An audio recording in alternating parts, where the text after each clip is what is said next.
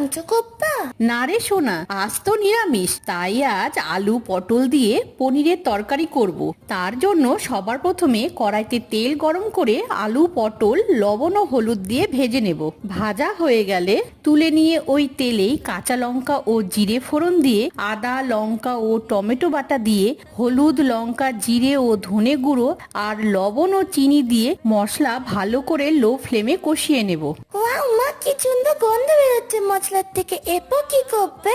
এরপর ভাজা আলু ও পটল মশলার সাথে কষিয়ে ঝোল অনুসারে জল ও পনিরের টুকরো দিয়ে নেড়ে ঢাকা দিয়ে লো ফ্লেমে রান্না করে নেব। তারপর আলু সেদ্ধ হয়ে গেলে ঢাকা সরিয়ে গরম মশলার গুঁড়ো ও ঘি ছড়িয়ে দিলেই রেসিপি রেডি। কি টেস্টি হয়েছে মা, এটা দিয়ে সব ভাত শেষ হয়ে যাবে। আর আপনারা ডেলি টেস্টি রেসিপি পেতে গেলে কিন্তু চ্যানেলকে সাবস্ক্রাইব করুন। Bye bye.